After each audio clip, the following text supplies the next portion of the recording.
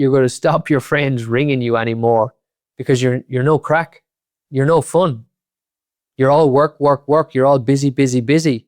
You've no time for life. You've nothing else to talk about. Is that the life you want to live? Is that how you want to work? Because if it's not, it's time to let that go. Welcome to the Grounded Man podcast by Deru.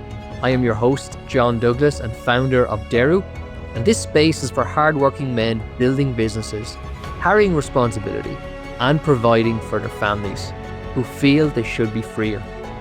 You see, the world has changed, and leading through hard work and long hours now limits a man's influence. The new way is mastering the inner game of leadership so you can carry it well, enjoy what you're building, and still feel free. Deru is leadership for the 21st century. Did you ever find yourself saying, there's not enough hours in the day? I haven't got a minute for myself. Where does the time go? Time is flying by. Because if you've found yourself saying that, and maybe saying that pretty regularly, I want you to listen to this episode because this is going to help you reframe that whole conversation in your head. I want you to think of supply and demand. Your business is built on supply and demand. And companies have different strategies around how they control or how they build supply and how they build demand. And I want to take two examples. The first one is Amazon. Everyone knows Amazon, the business. They're worldwide, they're global, they're very convenient. They have a lot of accessibility. Very easy to get as long as you have an internet connection and a postal address. You can get things delivered to you. You can buy online. And so that's been a game changer, I suppose, and it's disrupted a lot of the market. And businesses have went out of business over it and everything like that. But I'm not worried so much about maybe even the ethics of Amazon. I know that's a different question. I just want you to think about the concept of Amazon itself. So it's widely available. And so what it's done is it's invested very heavily because for many, many years, Amazon lost money because it kept reinvesting money into building the infrastructure to build the channels of distribution. And what it's done is it's grown the demand by growing the supply. So basically, I can offer it to a wide range of people. And because I can do that and serve them conveniently, quickly, very efficiently, we've actually increased the demand for our products by increasing the supply first. And that's one way to grow. Now, it requires scale and it requires a lot of investment and all that, but it's one way to grow. There's another way to grow, though. And the other way to grow is more about scarcity and exclusivity. And I want you to think of brands like Ferrari or Rolex. And these brands operate off this way. Because if you want to buy a Ferrari, if you decide today, do you know what, I'm going to buy a Ferrari, and you actually have the money in the bank to do so, do you think you can actually go out today and buy a Ferrari? The chances are that you can't, at least not a new one. And maybe a secondhand one, probably not. Because what they do is they actually interview you. They actually find out who you are. And whether they're actually doing it from a place of kind of truth because it's aligned with their values, or whether they're just kind of making an exclusivity factor around it and an elitist factor around it, doesn't really matter. The same applies. You have to go through an interview process. You have to be selected. You have to wait. You have to kind of sign contracts that you can't sell the car within a certain amount of years. It's very, very difficult. There's a lot of barriers to entry, and there's scarcity there. There's literally scarcity, and Rolex is the same. They'll probably kind of try and convince you that, you'll be much better off with a Casio watch than a Rolex or something like that. And so they create this kind of aura around the brand. And so what they've done is they've actually made the supply very scarce. And because they've done so, it's made it premium and it's increased the demand for their products. And so this is how these brands have grown. So different brands have different strategies. And the reason I'm talking about them, because it's easy to see, but sometimes we're walking around like our time is Amazon, that we're widely available, our calendar is always open, we have no boundaries, and we operate like this. But in actual fact, we should be operating more like Rolex or Ferrari. Because, okay, there is one side of us that is kind of energy. It's nature. It's the essence of everything. And it's infinite because it never ceases to exist. It always just changes from one form to another. And our thoughts become things. And that's an infinite side to us. Okay. But we also are operating with a mind and body that have a lifespan. And so we have a very short amount of time. Life has been on Earth for nearly 4 billion years. And we live for, if we're lucky, 80, 90 years. Okay. So we're not even a spot or a speck on the whole time frame of humanity. So we are very scarce. But I think we're operating like we're Amazon to try and get every opportunity, when actually we need to be more selective about where our time and where our energy goes. Because if you're saying, like, I don't have a minute in the day, where's my time gone? My calendar's all over the place. It's always full. And, sometimes you even try and convince yourself that next month will be different. Next quarter is going to be different. But the only reason it feels different is because you're not in it. The proximity makes it feel like it's less busy because you're not there yet. And that's thinking about time in linear fashion. And so what the problem is that when we operate like Amazon and not like Rolex, we overvalue what's outside of us and we undervalue what's inside. Because that's what those brands do very well. They know their value inside and they align with that. And that actually creates an attraction in towards them. They kind of suck it in. It's very attractive marketing, having that exclusivity, having that status and that kind of mentality. You'll know if you have a problem with time if you feel like there's never enough time. You're always busy doing something, but then at the end of the day or the week, you actually look back and say, what did I actually get done? You're working long hours. You're missing out on moments with your family. You're missing out on your own personal time to look after your health, to go and explore, to go and have energy for life. You're not getting to work on the business. You're constantly stuck in it, maybe firefighting or in admin, and you can't prioritize because everything feels urgent. So think about it for a moment. Imagine that wasn't the case. What would be different? You'd have space for working on the business, to execute strategy, to even take a step back and develop the strategy and plan beyond this week and next week, to actually plan 3 months down the road, 6 months down the road, having a vision for the next 5 years. You'd actually have time to do that and time to focus on it. You'd have time in your week to knock off a few hours earlier or come in late someday, to have more flexibility in the business that you actually own and run without having to worry about not being there or not having it fall apart. You'd have clear priorities and time allocated proportionally to them. And you'd have a calm week, a calm calendar, and you'd have presence for your team and your family and everyone that you come into contact with. Imagine you had all that instead of having the chaos and the chaotic schedules, the constant go, go, go, the burning out, the boom bust cycles, the fatigue, the tiredness, the never-ending hum and drain of life, of busyness. Imagine that was all gone. Because that's possible. It's possible if you start thinking differently. And so you need to create a shift in how you think. So what's the gap? What actually has to change for you to experience that positive relationship with time and presence versus the chaos and the burnout? So the shift that has to happen is that you have to stop chasing success and you have to start recognizing that you are the success. Because every time you're chasing time, really you're chasing the success. Because why do you chase time in the first place? Because you want to do more. Why do you want to do more? Because you feel like you have to do more to succeed. You have to work harder to succeed. And so you need to start thinking about yourself in all of this. You need to start recognizing that your success is actually inside. Because what is your time? Your time is a measure of your movement, basically, from 9 o'clock to 5 o'clock, whatever that is, okay? But it's also the measure of everything else, the measure of all the other things that move in your life. And so that's what time measures. It measures the passing of events or the movement of things. So time is just a measure of something. To say you don't own your own time or you don't feel like you own your own energy or your own headspace means you don't own yourself. Something else outside you owns it. And so that shift that you have to make is stop overvaluing everything that's outside and start overvaluing or recognizing everything that's inside. Because what has built your business? What's built it? Has it just been your time? Has it just been the number of hours you put in? Is it the hours that you're counting, or is it more about making those hours count? And what I mean by that is recognizing your strengths.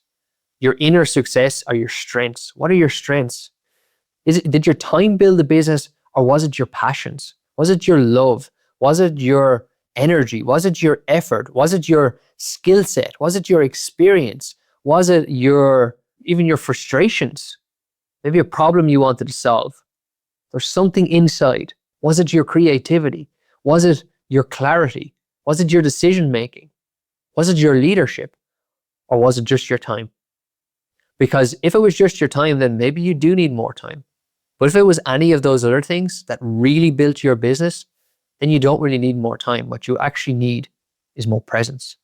Because when you have more presence, that is when you're being intentional in the moment with whatever's happening outside or whoever's around you to use those strengths that are inside and bring them through. Almost look at presence as like a gateway into all your strengths. And so it's not so much about the time you put in as to how well you can apply your strengths. And that's what presence allows you to do. And this is a whole flip, because instead of chasing things outside, now we realize, actually, do you know what?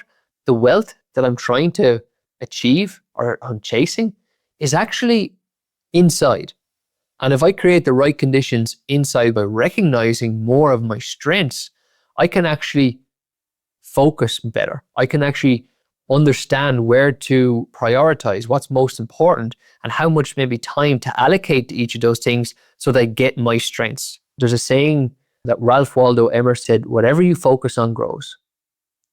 And I've kind of adapted that to say that whatever you touch turns to gold. So your whole presence and energy and attention, wherever that goes to, it always grows. Think about your business. Anything you know yourself, anything you put your full mind to, it gets better. If there's something wrong with your relationship in your marriage, you give some time and energy to it and it gets better. If there's something wrong with your finances, you give some time and energy to it and it gets better. So what makes it better? It's your time, it's your focus, it's your energy, it's your presence, because it's all of the strengths are coming through that. And that's the gap that needs to close, is that you need to stop chasing things outside and start seeing that the wealth is on the inside. And that the more I see it, the more I can share it. Because if you don't, you're going to keep chasing time. You're going to keep being busy. You're going to keep missing out moments with your family. You're going to keep carrying that laptop and phone with you on holidays and missing those moments. You're going to stop your friends ringing you anymore because you're no crack. You're no fun. You're all work, work, work. You're all busy, busy, busy. You've no time for life. You've nothing else to talk about. Is that the life you want to live? Is that how you want to work? Because if it's not, it's time to let that go.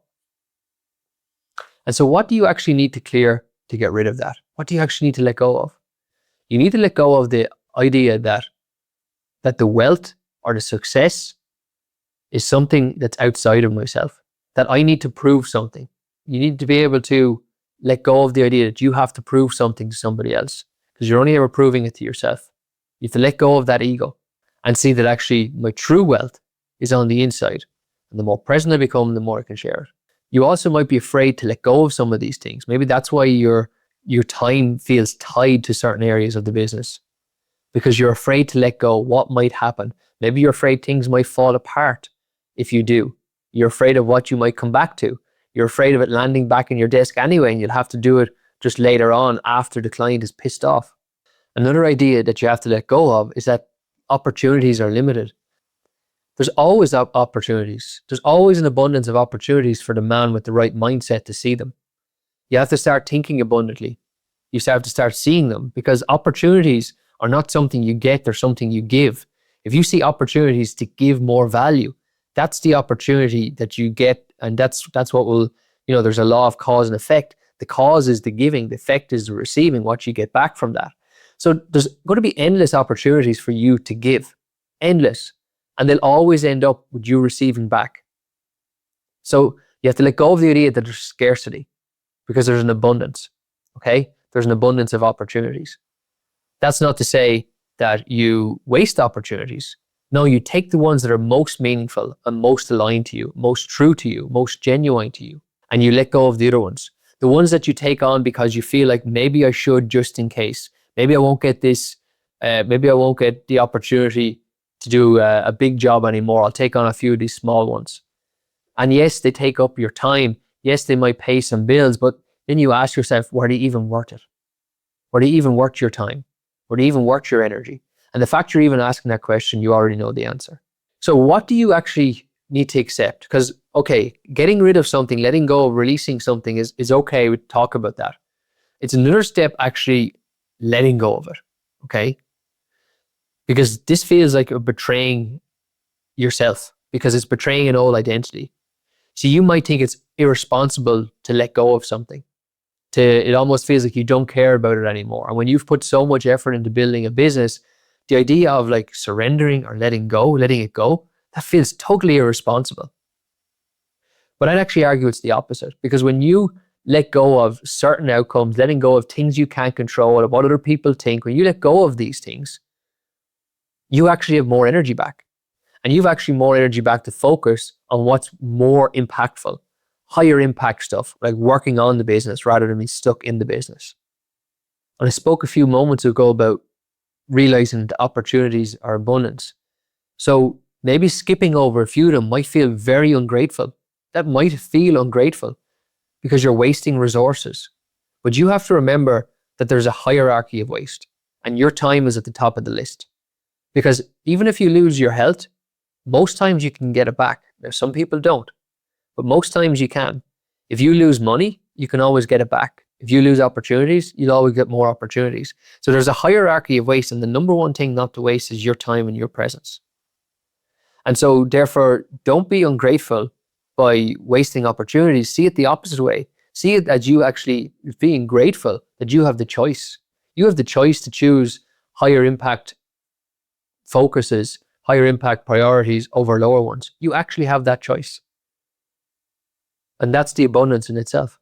The third thing is the number of hours that you work. So you work long, hard hours, you built a business, and that got you to where you are today. I'm not saying you did it wrong. Every business needs seasons, different seasons. There are seasons for grinding and getting the work done, but there's also seasons then where you need to change to grow to the next level. And working longer and harder is often not how you get to the next level. In fact, it actually keeps you trapped even more. So you have to really let go of this identity. This is probably the most difficult one, letting go of that identity that I need to do more because I'm only valuable in what I do. Okay, you need to let go of that idea. And that feels like betraying that hard work must be earned. That's the piece of the old identity you're betraying, that success must be earned through hard work. So that if it feels easy, like imagine for instance, you just freed up one day in your week for things that are really impactful for the business and your team. And in 6 months' time, your business is at a new level. And it actually was a lot easier than you thought. Imagine that for a moment. It was a lot easier than you thought. Would you feel like you deserve that? Strange question. A lot of guys would feel uncomfortable with that because if it's being received and it was easy, then it can't be valued. It can't be worth it. I can't be worth it. I haven't done enough for it. So that's the part that needs to change. You see, this is how the subconscious mind works. This is how these beliefs work.